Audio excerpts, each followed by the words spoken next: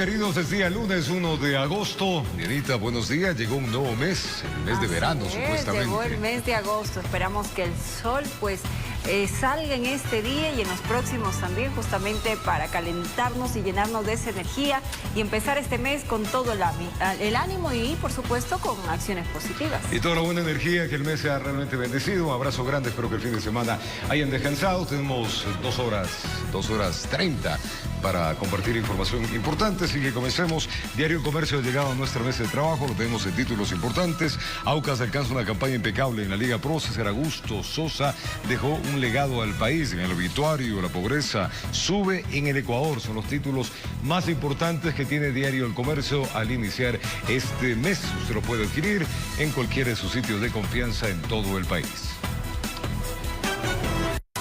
Arrancamos de inmediato ya con las noticias. 2 investigaciones previas están en manos de la Fiscalía por el presunto financiamiento del narcotráfico para el paro nacional. Y esto lo señaló la titular de dicha institución, Diana Salazar, ante la Comisión de Garantías Constitucionales de la Asamblea Nacional. Veamos.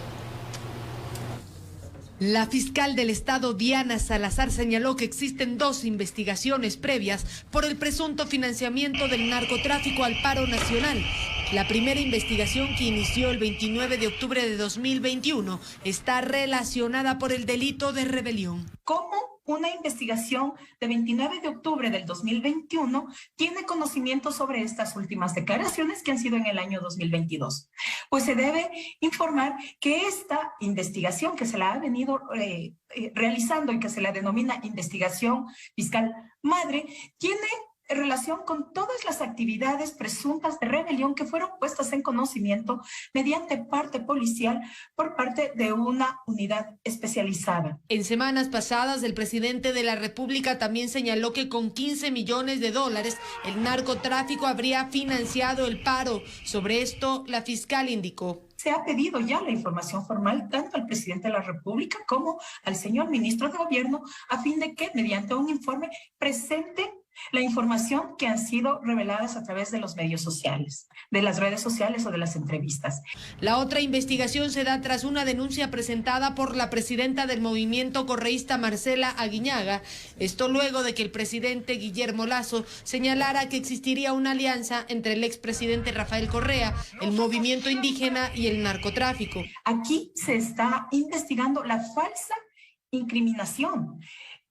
Aún se encuentra en investigación previa. En cuanto a la detención del presidente de la CONAIE, Leonidas Issa, Diana Salazar señaló que la Fiscalía no ha intervenido en ese proceso. La aprehensión del señor Leonidas Issa se realizó en circunstancias de un delito flagrante. Mientras que el defensor del pueblo informó que para finales de octubre entregará el informe especial que pidió la Asamblea Nacional por el paro. Informó Valeria Navarro. En esta o más tardar la próxima semana, amigos, la Asamblea Nacional deberá convocar al Pleno para resolver definitivamente el veto parcial del presidente sobre la ley del uso legítimo de la fuerza. Veamos. Hasta el 9 de agosto, la Asamblea Nacional deberá pronunciarse sobre el veto presidencial del uso legítimo de la fuerza, en donde se plantearon 21 cambios a la norma. Pero la Comisión de Seguridad solo acogió una y recomienda al Pleno ratificarse en el texto que hizo la Asamblea y no el presidente de la República. No puede ser posible que el presidente de la República le recomiende o le pida a la Asamblea que apruebe temas que se van contra la Constitución. Una de las observaciones que hace la Comisión de Seguridad al veto parcial del Ejecutivo es sobre la participación de las Fuerzas Armadas fuera del estado de excepción. Solamente lo pueden hacer cuando hay estado de excepción. Fuera del estado de excepción no pueden intervenir en el control del orden público, porque claro, su capacitación, su entrenamiento, su visión es diferente y eso es un riesgo para la ciudadanía. La Comisión de Seguridad tampoco acogió lo que se denomina percepción subjetiva del riesgo. Un policía podría utilizar su arma porque percibió a través de la vista, se le hizo ver que el posible delincuente estaba armado y por eso le disparó. Es un ejemplo extremo, pero eso es lo que significa la percepción subjetiva del riesgo. O que escuchó que estaba armado y por lo tanto procedió a disparar. La ley del uso legítimo de la fuerza garantizará ciertos procesos a favor de los policías. Y dispara contra un delincuente para salvar una vida, no puede ser sentenciado, debe tener un abogado, se le garantiza un debido proceso, se logra que sea un extremo la prisión preventiva. Sin embargo, las investigaciones contra los uniformados se mantienen. ¿Qué es lo que planteaba el presidente? Que no haya un proceso judicial, y eso es una interferencia de funciones. Hay el eje de justicia y el eje de justicia tiene que llevar adelante los procesos de investigación. Para acoger la recomendación de la Comisión de Seguridad se requerirán de 92 votos del Pleno. Se estima que el debate sobre este tema se resuelva esta semana. Informó Valeria Navarro. Y el gerente de Petroecuador presentó una denuncia ante la Fiscalía General del Estado para que se investigue y determine las responsabilidades civiles o penales para quienes estarían involucrados en el presunto tráfico de influencias y cobros económicos para la entrega de cargos dentro del caso denominado Danubio. Una nueva mesa técnica será la encargada de visibilizar los avances alcanzados entre el Gobierno Nacional y la Confederación de Nacionalidades Indígenas del Ecuador, la CONAIE, en relación a esto a la focalización de los combustibles. Los diálogos se suspendieron hasta este 7 de agosto. La focalización de combustibles a cargo del régimen y la Confederación de Nacionalidades Indígenas del Ecuador, CONAIE, se toma una pausa, que no sería por desacuerdos. Al contrario, se conformará una mesa técnica más pequeña, que profundice en los 8 puntos planteados por el sector indígena, de los cuales 4 los comparte el gobierno nacional. Este último ha solicitado un plazo hasta el 7 de agosto para entregar la información, que servirá de guía. La información la tenemos y hay varias opciones. De SRI, de ANT, de muchas fuentes, ¿no es cierto? No sé necesariamente del Ministerio de Transporte también. Entonces, lo que tenemos, y del Ministerio de Energía y Minas, sobre todo, ¿no? Petroecuador, etc. Entonces, lo que tenemos que hacer es sistematizar esta información que ya existe, que la hemos presentado en las últimas sesiones con las organizaciones sociales. Lo que ahora vamos a poner es como una guía para motivar el arranque de esta mesa técnica, es decir, una hoja de ruta. De ahí deberá salir el quién se beneficiará y cómo se lo hará. Esta mesa técnica tendrá la posibilidad de invitar a expertos. Será un poco más pequeña. Nosotros estamos ahora reunidos normalmente entre 16 y 18 personas de cada lado en la mesa principal.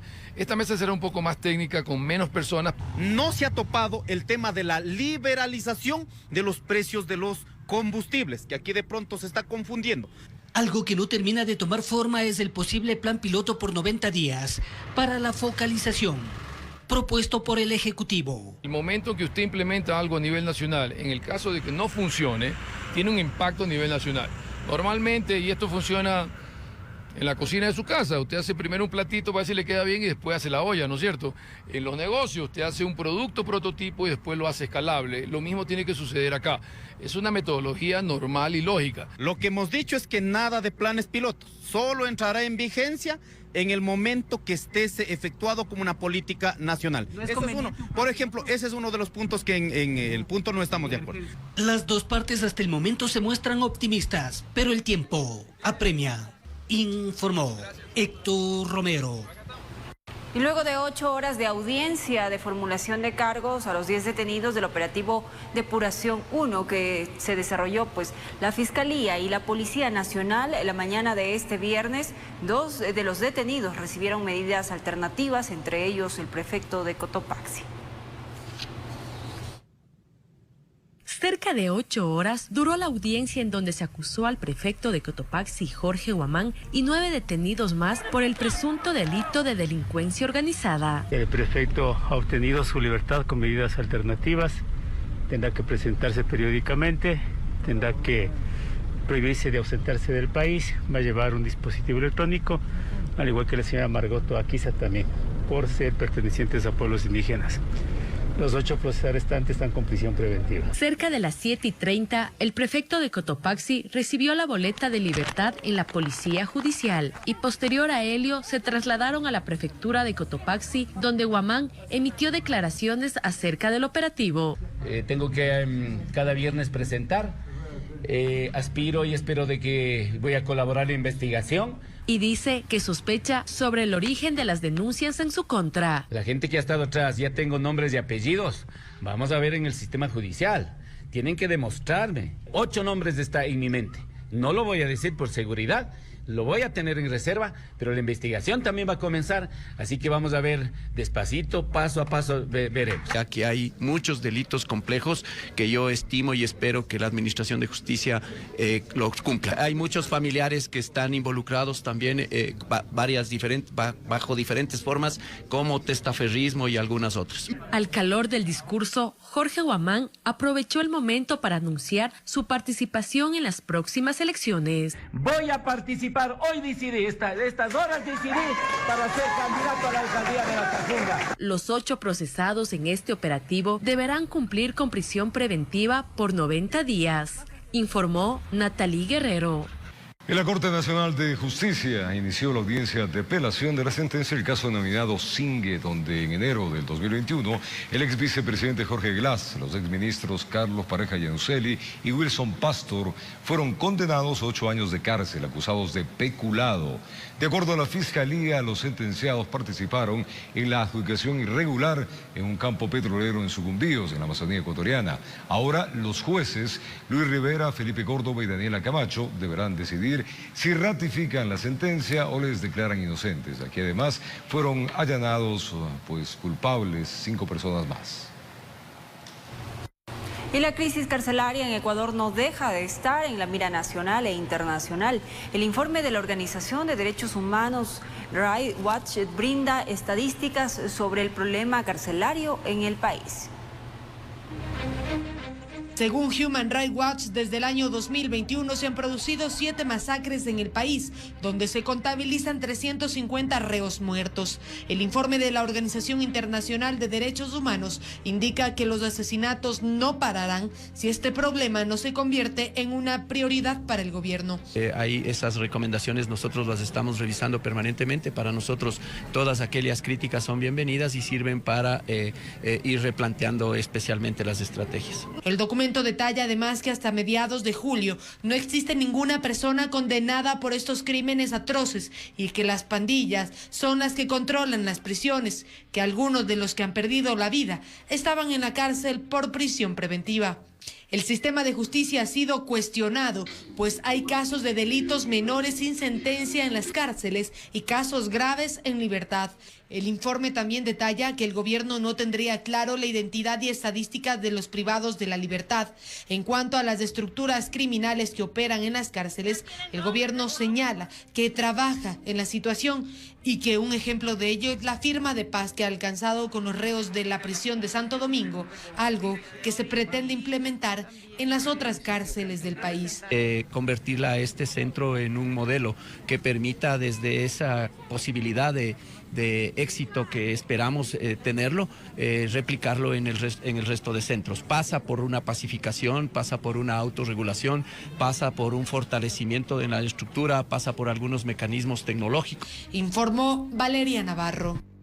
Y el Pleno de la Asamblea Nacional conoció y discutió el informe para primer debate de la ley contra la trata de personas, un problema grave y en que va incrementándose en nuestro país. Más de 5.000 personas víctimas de trata se reportarían en el Ecuador, según el ministro del Interior, Patricio Carrillo. Comúnmente las víctimas son mujeres o niñas. Solo en lo que va del año, 10 personas han sido detenidas por este delito y se han rescatado al menos 50 personas. El delito de trata de personas ha incrementado después de la pandemia, fundamentalmente porque ha incrementado también la vulnerabilidad relacionada a los aspectos de empleo, también a los aspectos de educación. Los jóvenes durante la pandemia estuvieron muy expuestos a redes sociales sin capacidad de interactuar con sus pares. Para afrontar este problema, en la Asamblea Nacional se debate un proyecto de ley sobre la trata en la que se propone un trabajo de seguridad entre varios países. En este caso aquí tiene que haber un trabajo estructurado con Colombia, con Perú, pero adicionalmente vamos a ingresar dentro del sistema latinoamericano de lucha contra la trata.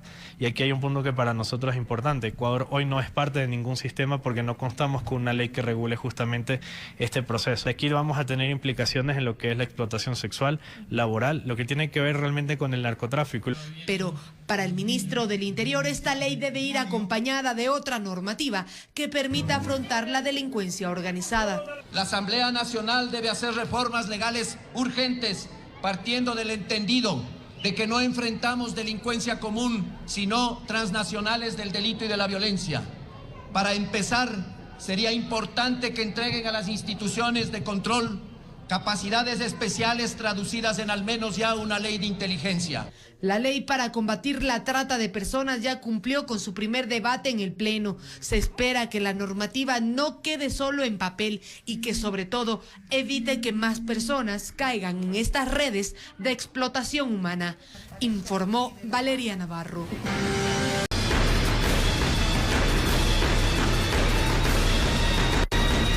Estamos ya de vuelta por acá, amigos. Es que las lluvias en el ciudad de Quito han estado bastante complicadas y a esta hora vamos a enlazarnos con Priscila Cadena, que se encuentra en el sector de Pomaski. Ahí nos va a dar el reporte de las afectaciones registradas en estos sectores por los fuertes aguaceros. Mañanas llenas de sol y en la tarde, Priscila, se cae el cielo en varios puntos de Quito. Uno de ellos donde estamos. Adelante, por favor.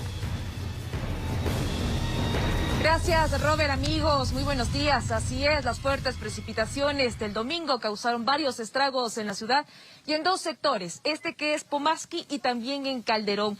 Inundaciones, viviendas afectadas, colapso de alcantarillas son algunos de los problemas que causaron las lluvias. Para conocer más detalles de lo que pasó el día de ayer, les hemos preparado el siguiente informe. La inclemencia climática no dio tregua a los moradores y vecinos del sector de Santa Clara del Común en el norte de Quito. En menos de lo que ellos se imaginaron, sus casas quedaron totalmente inundadas tras la tormenta eléctrica registrada la tarde del domingo en la capital. Nos cayó desde las 6 de la tarde y ahorita estamos perjudicados, muchos vecinos de aquí, estamos inundados las casas. Al menos 6 inmuebles resultaron afectados. Los vecinos con herramienta en mano sacaban incansablemente el lodo y agua de sus viviendas para intentar salvar algunas de sus pertenencias. Aquí nos ayudamos todos y sacamos a los vecinos por encima de los tejados. Hemos perdido prácticamente todas las cosas de 2 familias, están totalmente inundadas. Las demás igual estamos inundadas, se ha perdido camas, se ha perdido refrigeradoras. Tenemos una casa comunal que teníamos totalmente amueblada, se ha perdido todo, sillas, refrigeradoras, extintores, absolutamente todo. Enfatizaron que pese a la emergencia, ni la ayuda con maquinaria ni personal municipal llegó para atenderlos. Que si bajan, no solo bajen a tomarse la fotografía, sino que bajen a ayudar. Y queremos soluciones, ahora sí soluciones puntuales. Simplemente nos dividieron con la autopista Simón Bolívar. Nos dijeron, hoy pertenecen a Calderón y la Delicia ha dejado de ayudarnos, pero Calderón no se acerca a ayudarnos. Nosotros como barrio andamos en esa lucha. Dicen que no es la primera vez que ocurre un suceso como este, que el problema se vendría acarreando desde hace 7 años, pero que nunca han recibido la atención de las autoridades. Aquí pedimos un puente para este barrio hace años, pero nos hicieron unos dos huecos, hay unos tubos, y ahí es lo que se tapa, y se rellena la quebrada y se inunda las casas. Información que fue corroborada por la concejala Gisela Chalá, quien indicó que hace una semana se evidenció la problemática en una inspección técnica. Habíamos venido como hace una semana precisamente escuchando algunas alertas de los vecinos, por eso es que ya se sabía que se debían actuar algunos estudios importantes, se mandaron a limpiar algunos sumideros por parte de MAPS, pero sin duda lo que hoy ha sucedido en realidad es de muchísima preocupación. Afortunadamente no se registraron pérdidas humanas ni heridos de gravedad en el lugar. Autoridades indicaron que se activaron los alojamientos temporales y equipos de salud mental y física acogerán a las familias damnificadas. Con imágenes de Jorge Albuja informó Mauricio Sánchez. Bien, como vimos en las imágenes, hay desesperación por parte de los moradores de Santa Clara del Común, acá en Pomaski. Debido a las fuertes precipitaciones, hay varias viviendas que han quedado prácticamente bajo el agua y el lodo. Incluso vamos a ver en imágenes, hay personas que se encuentran atrapadas en esta vivienda, lamentablemente no han podido salir. ya que los accesos están bloqueados por parte de la gran cantidad de líquido, de flujo de lodo también que se acumuló en las principales avenidas y también viviendas. Al menos 13 familias serían las afectadas acá en este sector y todavía hay preocupación. De a poco va llegando la maquinaria, sin embargo los vecinos están desesperados. El tema es que el día de ayer ya llegó varias entidades del municipio a hacer una evaluación. Sin embargo, los habitantes de este sector han dicho que hace más de 7 años han pedido a las autoridades que se realice una evaluación de la quebrada que está junto a este sector, pero también de los colectores, por el colapso también de las alcantarillas. Estamos con una de las vecinas afectadas. Lo que vemos en imágenes, vecina, es su vivienda. Ustedes afortunadamente lograron salir a tiempo, pero sin embargo todavía hay personas que se encuentran en las viviendas. Sí, buenos días, señorita. Mi nombre es Yolanda Siccha y como usted puede observar, mire, estamos con toda la agua dentro de los cuartos. No hemos podido ingresar. Prácticamente ayer a partir de las 5 de la tarde tuvimos una fuerte lluvia y mire, estamos inundados. Los vecinos, gracias a Dios, estábamos aquí. Avanzamos a salir con los que estamos en el primer piso, pero los del segundo piso igual se quedaron ahí, porque todos subimos prácticamente allá para podernos salvaguardar. No pudimos sacar nada, prácticamente nada. También estamos con una chica recién dada a luz, 8 días, una chica y una de la tercera edad que está embarazada. ¿Atrapados en la vivienda? En la vivienda, en el segundo piso. Como ustedes pueden observar, está todo tapado aquí. Pedimos por favor a las autoridades que nos ayuden y especialmente que den una solución porque no es primera vez que nos inundamos, señorita. Vecino, ustedes toda la madrugada han tratado de evacuar el lodo, el escombro que se acumuló en sus viviendas. Como vemos en las imágenes, ha llegado ya la maquinaria, pero ustedes preocupados porque sus enseres, vecina, han quedado incluso bajo el agua. Afortunadamente no hay víctimas que lamentar hasta el momento. Sin embargo, ustedes lo han perdido casi todo, vecino. Sí, prácticamente, como usted puede observar, prácticamente los vecinos que estamos afectados hemos perdido todo porque salimos solo con las manos vacías y ayudando a los demás vecinos. Gracias a Dios tenemos alarma comunitaria y hicimos sonar y avanzamos a sacar a los vecinos por el techo y todo eso. Vecina, ustedes rescataron a varios moradores que incluso tuvieron que salir por el techo para que no se queden atrapados bajo el agua. Sí, señorita, para eso le digo gracias a Dios, es un barrio organizado que tenemos alarma y apenas pasa esto, entonces bajaron a ayudar a los vecinos a salir por el techo. Prácticamente ellos salieron por el techo a ayudar a tratar de ayudar a que no entre más agua y aquí igual ayudar a salir. A la noche igual tuvimos que, para poderles evacuar un poco, saltar un muro para poderles salvaguardar a mi hija que está dada recién a luz, no, y más de todo por el olor de las aguas, porque son aguas servidas. Ajá. Bien, mi vecina, muchísimas gracias. Bueno, lo que vemos en imágenes son algunas de las viviendas afectadas por las fuertes precipitaciones del día de ayer. Este es el sector de Santa Clara del Común en Pomasqui. Las autoridades del municipio, los entes municipales de riesgos han estado trabajando, como nos han dicho los vecinos, hasta la madrugada. Sin embargo, lo que ellos necesitan es la maquinaria, precisamente para evacuar el agua, evacuar el lodo y así también tratar de rescatar los pocos enseres que les ha quedado. Y nos han dicho ya que a las 9:30 de la mañana va a llegar ya la autoridad para hacer una evaluación completa de los daños, porque no solamente es este sector de Pomasqui, sino también estamos hablando del sector de Calderón, donde también se registran afectaciones. Vamos a ver cómo avanza en el transcurso de esta mañana. Sin embargo, pues solo en este sector son 13 las familias afectadas, las viviendas también que han quedado bajo el lodo, bajo escombros, incluso hay algunas personas que están atrapadas, no han podido salir por el bloqueo de los accesos. Es lamentable. Ayer el municipio había anunciado también que se activaron los espacios temporales. Sin embargo, pues los moradores prefirieron quedarse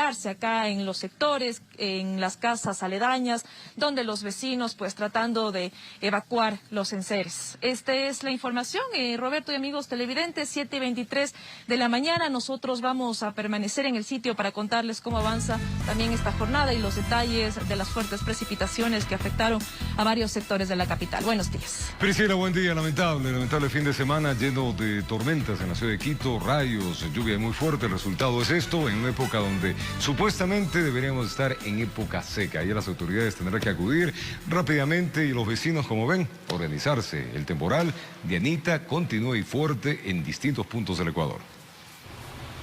Así es, y en distintos puntos, precisamente ahora en Guayas y otras provincias del país, se sintieron vibraciones y se escucharon las explosiones procedentes del volcán Sangay.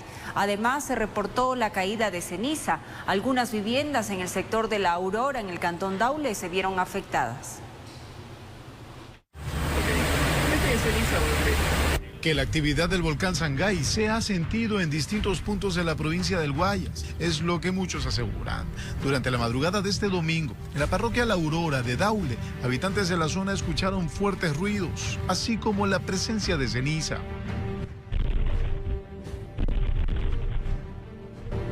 Sí hay, por ejemplo, las casas se han rajado un poco, pero más que todo aquí como es roca, ¿no? Se siente más lo que es el temblor.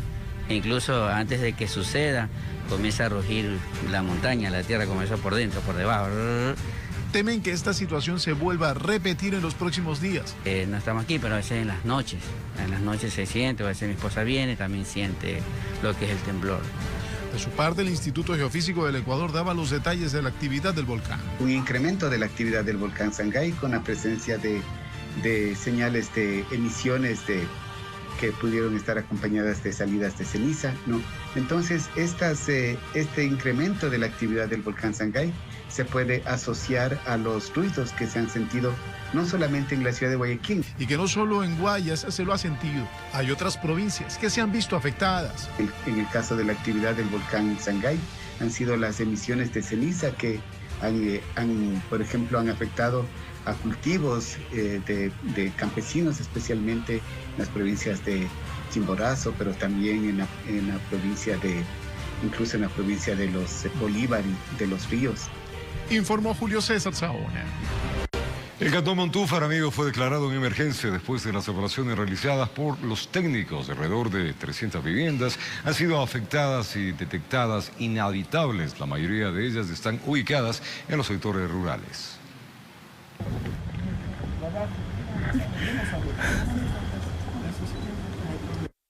Es un rostro que refleja el dolor de haberlo perdido todo. Tantas preguntas de las que quizá nunca tenga respuesta. Después del informe técnico, más de 300 viviendas destruidas. Ante el sismo de 5.2, se decidió declarar entonces al cantón Montúfar en estado de emergencia. Muchas familias se han quedado sin las pocas pertenencias que poseían, mientras las réplicas continúan. La magnitud y la afectación en nuestro cantón es bastante grande. Más de 327 viviendas con un recorte hasta el día de ayer, jueves. Sigamos entregando principalmente productos para construcción. Se ha dispuesto que cada una de las direcciones del municipio de Montúfar estén presentes para buscar en algo aplacar el dolor que sienten estas familias. La mayoría de las casas que tienen la restricción de volver a habitarse están ubicadas en el sector rural, manteniendo aún más necesidades. Viviendas donde muchas familias vivían, donde se compartía incluso estas viviendas y de esta manera que la gente vuelva a la normalidad. No podemos dejarlos desamparados. Doña Delia Salas también fue víctima del movimiento telúrico. Es parte de las familias que lo perdieron todo. Ha tenido que pedir ayuda a su familia para poder alojarse. Ella forma parte de las estadísticas que hicieron que las autoridades tomen la decisión de que Montúfar esté en emergencia. Se derrumbó mi casita con el temblor. Se acabó mi casita, no hay de dónde vivir. Estoy viviendo aquí donde un sobrinito me prestó una casita. Estoy viviendo aquí, no tengo dónde más. Desde el Ejecutivo desconcentrado se continúan las visitas a los sitios en donde se encuentran familias, niños, adultos mayores, como don Manuel, que se encontraba viviendo en esta carpa a raíz del temblor debido a que su casa quedó destruida. Ahora será reubicado. Que estamos terminando de hacer el levantamiento de información porque tenemos muchas personas damnificadas. Hoy ya estamos actuando de igual manera al mismo tiempo que hemos levantado la información con MIDUBI, Secretaría Servicio Nacional de Riesgo. Con imágenes de José Cedeño desde la provincia del Carchi, informa Miriam Enríquez. El Instituto Ecuatoriano de Seguridad Social emitió una aclaración sobre la continuidad del servicio de agendamiento mediante el call center 140. Esto en medio de rumores que aseguraban la suspensión del servicio. La institución además aclaró que canceló más de 3 millones para la restitución de la asistencia telefónica destinada al agendamiento de citas médicas e hizo un llamado a la ciudadanía para que se mantengan informados por fuentes oficiales. Vamos a contarles que el nuevo gerente del Hospital Teodoro Maldonado Carbo señaló que esta institución del IES tiene el 54% de abastecimiento de fármacos y cuando debería estar sobre el 80%. Es una de las falencias que pretende corregir en su gestión. Escuchemos. A pocos días de que Francisco Pérez haya sido posesionado como nuevo gerente del Hospital Teodoro Maldonado Carbo del IES, compartió un primer informe sobre cómo recibe este hospital que estuvo un año liderado por el doctor Francisco Andino. El primer tema de relevancia que trató fue el abastecimiento de medicinas. En insumos tenemos del 52% y un abastecimiento de medicamentos estamos en el 54% con corte del día de hoy. En lo que tiene que ver con camas, nosotros actualmente tenemos 470 camas que estamos teniendo de forma disponible. Yo me solidarizo con los usuarios. Yo lamento que los usuarios tengan que pagar la falta de programación, la falta de previsión de las medicinas que no existen. Pero que lo ideal sobre las medicinas sería estar por encima del 80%. Y sobre el programa de externalización que lo empezó el Ministerio de Salud Pública. Ya lo he conversado con los miembros y espero a mediados del mes de agosto que el IES también se sume a ese plan, que creo que es un plan necesario, es un plan complementario a lo que las instituciones deben de tener su propia medicina.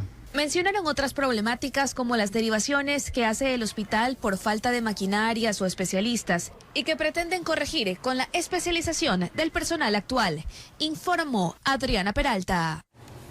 Y una red de servicios de salud internacional facilitará el trasplante de médula en nuestro país.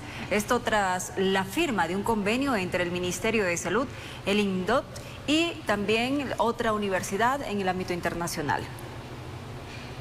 El Instituto Nacional de Donación y Trasplante de Órganos señala que existen más de un centenar de derivaciones a otros países de niños para un trasplante de médula, situación que aleja a los pequeños para poder mejorar su calidad de vida. 70 y 100 niños que van a hacerse el trasplante en otros países. Y eso tiene un costo por cada caso de alrededor de $150,000. Además, desde el INDOT aspiran que pronto en el país existe una cultura de donación de órganos y así puedan ayudar a quienes lo necesitan. Debo decir que la tasa de donantes está un tanto bajita. La pandemia tuvo un impacto importante, casi llegó a 0. Y ahora tenemos 4 donantes por millón. Este viernes el Ministerio de Salud, el INDOT y Hackensack University firmaron un convenio para trasplante de médula, con lo cual una red de servicios de salud internacional facilitará este procedimiento en el Ecuador. Han evaluado la oportunidad de expandir su programa de medicina celular y trasplante de células a Ecuador, evidenciando que en el país tenemos una necesidad de células madre de sangre y médula ósea expandida, servicios de trasplante y medicina celular, entre otros. Las autoridades mencionaron que este servicio estará disponible para toda la red de salud pública e incluso para las derivaciones a casas de salud privadas. De tal manera que podamos ofrecer este servicio cuando no esté disponible en el país y cuando éste se requiere. Este convenio permitirá que exista una clínica de trasplante de médula en nuestro país, completando así los programas de salud que ya existen y aportando con tecnología, informó Sofía Vintimilla. 7:32 en la mañana, más candidatos oficializaron sus postulaciones a la alcaldía de Quito y prefectura de Pichincha. Las primarias terminan este día viernes 5 de agosto. Según el calendario electoral, hasta este viernes 5 de agosto deberán concluir las elecciones primarias de cada partido u organización política que pretenda postular candidatos para los comicios seccionales 2023. Este fin de semana en Pichincha se oficializaron 2 candidaturas, ambas del correísmo. El movimiento Revolución Ciudadana confirmó a Paola Pavón para la prefectura de Pichincha y a Pavel Muñoz como candidato para la alcaldía de Quito. Este último indicó que no se descartan la formación de alianzas. Tenemos claro que la política de alianzas es fundamental. Las alianzas en este momento las privilegiamos más que con los sectores políticos, con las organizaciones sociales. Son varios los candidatos con tendencia de centro izquierda que han anunciado su aspiración de postularse por la alcaldía de Quito y de los cuales podrían surgir alianzas. Estos son Jessica Jaramillo, María José Carrión, Natasha Rojas y el exalcalde Jorge Yunda, que se postularía por Pachacutic. Sin embargo, sobre este último se espera una resolución sobre cuáles son sus derechos de participación política, debido a que hay un proceso pendiente sobre el exfuncionario por presunto peculado. Sobre el ex candidato presidencial José Freile se desconoce con quién irá, aunque el Partido Socialista Ecuatoriano ha señalado que existe un acuerdo programático. Estos días continuarán oficializándose más candidaturas. De la derecha se conocen nombres como Andrés Páez y Luz Helena Coloma. Informó Valeria Navarro.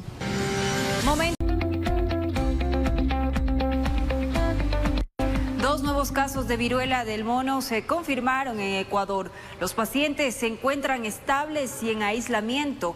En total son 5 casos reportados en Guayaquil y Quito. La noticia la dio a conocer el Ministerio de Salud Pública. Y sí, se incrementan los casos de viruela de mono en el país. Se ha detectado ya 2 casos nuevos de viruela de mono. Los 2 casos han sido detectados en la ciudad de Guayaquil.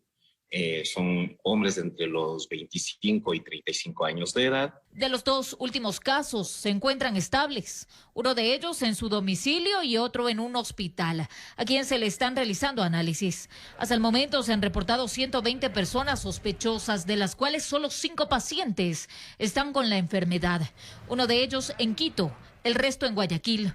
Los 3 primeros contagios tienen su origen en ciudadanos extranjeros.